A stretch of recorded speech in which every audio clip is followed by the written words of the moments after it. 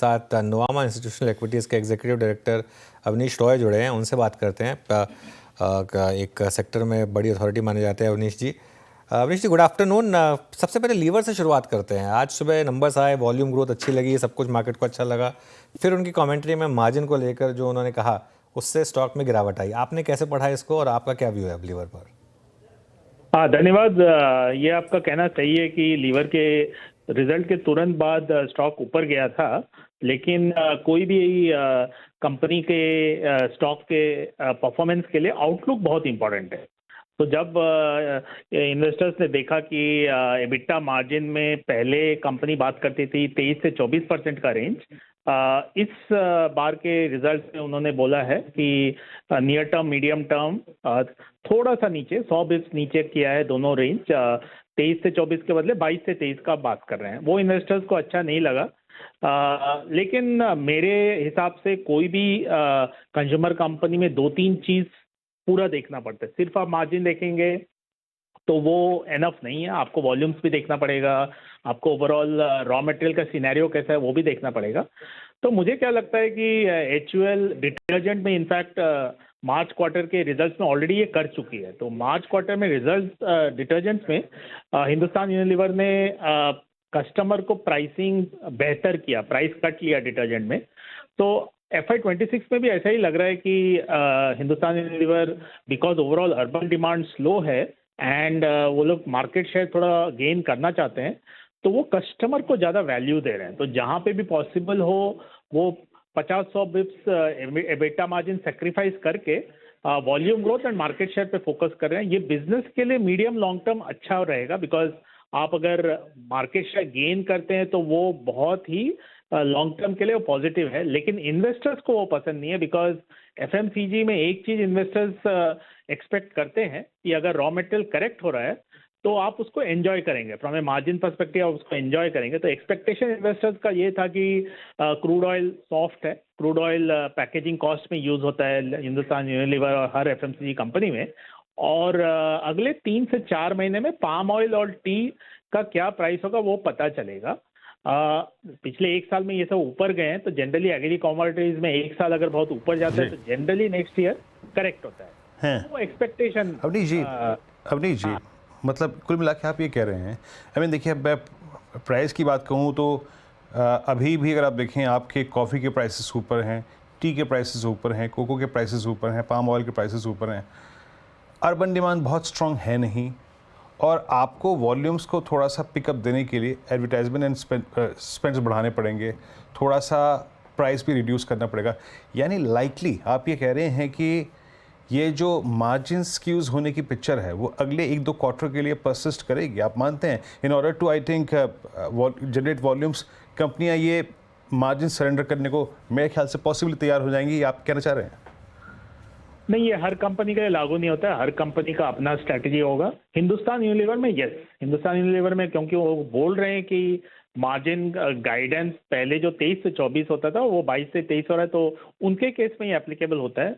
लेकिन वो आउटलुक में ये भी बोल रहे हैं कि उनको डिमांड एंड वॉल्यूम ग्रोथ में रिकवरी दिख रहा है, उन्होंने ऐसा बोला है। तो अगेन मैं यही बोल रहा हूँ, इन्वेस्टर्स अभी मार्जिन देख रहे हैं और आज जनरली मार्केट थोड़ा सा वीक है, most of the indices have corrected today, तो आपको वो भी देखना पड़ेगा।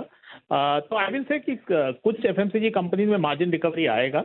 ये एचयूएल का स्ट्रेटेजी है कि नहीं, हमको कस्टमर को पास ऑन करना है। लेकिन जो कैटेगरी में कोई कंपनी हिंदुस्तान यूनिलीवर से compete नहीं करती है और उनके केस में अगर रॉ मटेरियल सॉफ्ट होगा, जो कि लग रहा है, बिकॉज गेहूं का क्रॉप भी पहले के एक्सपेक्टेशन से बेटर है, पिछले साल से तो डेफिनेटली बेटर है, एंड एक्सपेक्टेशन है कि कोपरा में भी करेक्शन आएगा। टी का क्रॉप और पाम ऑयल का क्रॉप नेक्स्ट 2-3 महीने पता चलेगा। तो हम ऐसा बिल्कुल भी नहीं बोल सकते हैं कि हिंदुस्तान यूनिलीवर का जो ये स्ट्रैटेजी थोड़ा सा चेंज है ये हर कंपनी को इम्पैक्ट करेगा, ऐसा नहीं है। केस टू केस देखना पड़ेगा। जी जी अवनीश जी, गुड आफ्टरनून। श्रेया बात कर रही हूँ। हमने अभी सुना थोड़ी देर पहले दिक्कत रॉ मटेरियल इन्फ्लेशन ही नज़र आ रही है। आपको क्या लग रहा है कि कौन सी कंपनी ऐसी स्थिति में बेटर पोजीशन में है जो रॉ मटेरियल इन्फ्लेशन को हैंडल कर सके? तो एक है कि हम थोड़ा सा लेटर फेज ऑफ साइकिल है जहाँ पे रॉ मटेरियल का कंसर्न है। तो ये जो रॉ मटेरियल का कंसर्न है ये शुरू हुआ एसेंशियली Q3 में ही स्टार्ट हो गया था। तो ऐसा नहीं कि ये नया प्रॉब्लम है। इनफैक्ट अगर आप पाम ऑयल को देखें, ये 30% अप था, इनफैक्ट एक महीने में ये 12% करेक्ट हुआ है। तो अगर आप देखें पिछले एक साल के मुकाबले में ये 18-19% अप है, जो कि 30% अप हुआ करता है। तो बेसिकली ये later phase of the cycle है, ये पहले ही Q3 में हो चुका था। सिमिलरली अगर आप क्रूड ऑयल देखें तो काफ़ी एफएमसीजी का रॉ मटेरियल क्रूड ऑयल से डायरेक्टली इनडायरेक्टली लिंक्ड होता है, तो उसमें तो हम सबको पता है कि 4 साल के लो पे है, तो उसमें प्रॉब्लम नहीं है। तो प्रॉब्लम अभी वही है जो Q3 में स्टार्ट हुआ था, वहीं वो है। तो पाम ऑयल में ऑब्वियसली प्रॉब्लम है, इन टर्म्स ऑफ कोपरा अभी भी वो प्रॉब्लम है।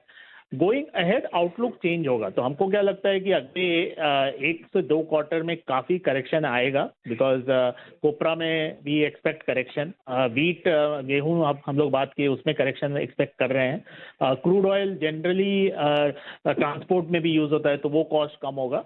तो मुझे लगता है Q2 से मार्जिन एक्सपेंशन काफ़ी कंपनीज का चालू हो सकता है। But in case of Hindustan Unilever वो क्या कर रहे हैं, ग्रॉस मार्जिन अगर एक्सपैंड होगा लेकिन वो लोग प्राइस कट ले लेंगे, जैसे डिटर्जेंट में उन्होंने लिया। उसका रीजन यही है कि एक अर्बन डिमांड में स्लो डाउन है, सेकेंड कंपनी चाहती है कि मार्केट शेयर एक्सपेंशन पे वो फोकस करे। तो this is a actual thing, but काफ़ी कंपनी में हमको लगता है कि मार्जिन एक्सपेंशन Q2 से चालू होगा। हमको लगता है ब्रिटानिया, नेस्ले, इवन मैरिको, ये सब कंपनी में मार्जिन बेहतर होने लगेंगे Q2 से। चलिए, शुक्रिया अवनीश जी बहुत बहुत आज हमारे साथ जुड़ने के लिए और इन सब धन्यवाद। स्टॉक्स पर बात करने के लिए। आशीष जी, लीवर की बात करते हैं, आपके पोर्टफोलियो में है क्या और कैसे लगे आपको नंबर्स? तो अनुज, हमारे पोर्टफोलियो में लीवर नहीं है। हम कंजम्पशन में एक बहुत ही स्पेसिफिक होके प्ले कर रहे हैं। हमारा जो मानना है कि एक तो जो अविनेश जी ने भी थोड़ा सा बताया बिल्कुल सही है कि एक तो रूरल डिमांड की रिकवरी में काफ़ी डिले चल रहा है, साथ ही साथ अर्बन के अंदर में थोड़ा सा आप देख रहे हैं कि डी ग्रोथ आई है, तो वहाँ पर पे भी वॉल्यूम ग्रोथ काफ़ी इंपैक्टेड हुई। साथ ही साथ आपने देखा कि रॉ मटेरियल का जो इन्फ्लेशन है वो अभी तक कूल ऑफ नहीं हुआ, पर्टिकुलरली कुछ कमोडिटीज़ के अंदर में, तो मार्जिन्स का भी डेंट लगा।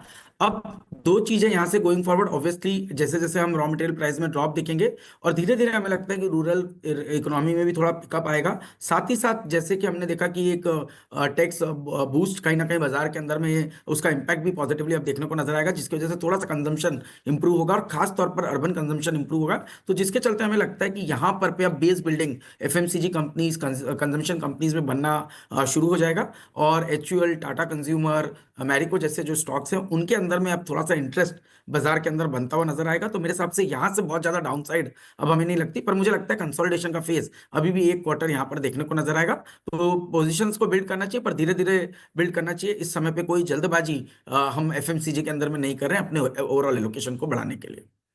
धीरे धीरे ऐड कर सकते हैं, जल्दबाजी नहीं करना चाहिए क्योंकि कंसोलिडेट हो सकता है, लेकिन यहाँ से और दबाव देखने को नहीं मिलेगा। चलिए।